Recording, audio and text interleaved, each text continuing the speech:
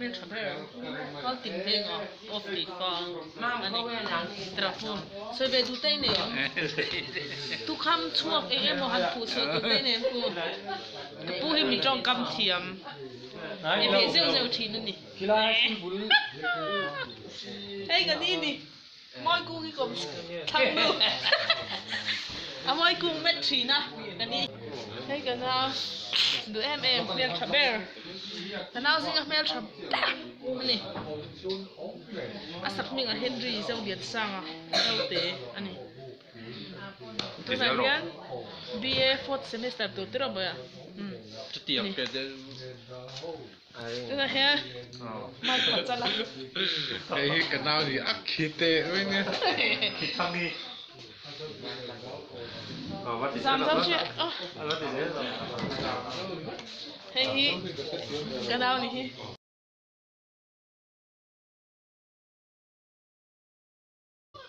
phim kur takin kan ong pol hay kan se long po kan lama pathian atran chuan tu man min do lo kan soi lam do ni o kalome du to pa ya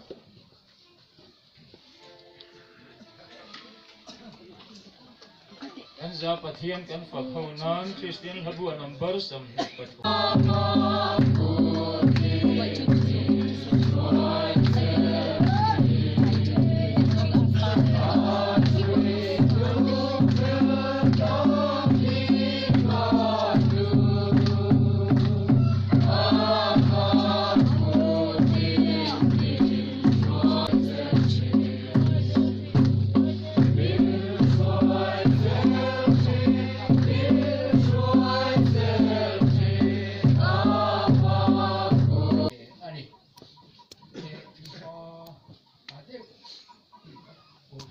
trên cái số hoa in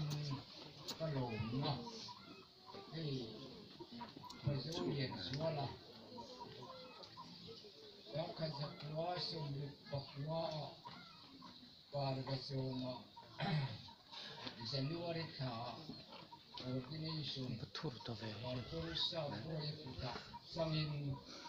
sáng thì xuống bọc hoa thì sẽ lưu ở đây mày hi và thiên nhìn bên đi hiện tận tan chiru tập thì sẽ có đi thì và thiên nên là đồng thủ có hành suy có sao kan ding ma bia wanga chu ka sere la wang oin ni kan kal khom chan kha kan setoa kan ngai thatoa ka sere non lo mayanga i kan se tangin voin ni a chuan hei ko than suai tu jom tak tak te i ko than sang sang ami te kha kan VIP te in ni kan te duwa nang ni pualin in ron rut saka in local khom theya kim phek lo mai la hi atam jok in local theya kalom khop maya nang ni hi isaya ne na lalpa thu lo thengang khan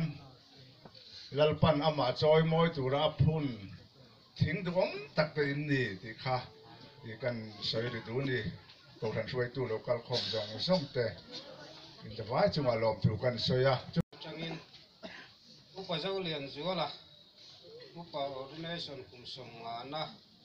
lom puina tan he thil pe te hi an dan ani le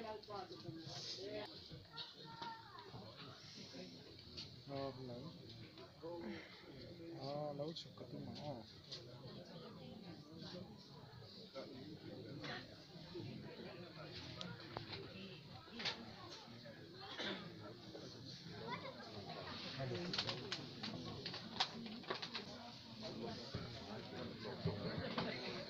không vui nào quả rau liền rồi là Phuaibuang cũng parong bol ít bol trong cũng golden jubilee của thầy bạn hiền lâu số mấy đông cần long vui chơi để hôm lúc đặt lâu chuyện này hiền để thu gì khi cần long vui chơi này thì hiện nay đã tác dụng cần thà nó chơi tụi những cái tam thì hiền khôi vào này có cái tan ấy cái này đâu chẳng vui nó là gì sao đấy thế cũng còn ai rồi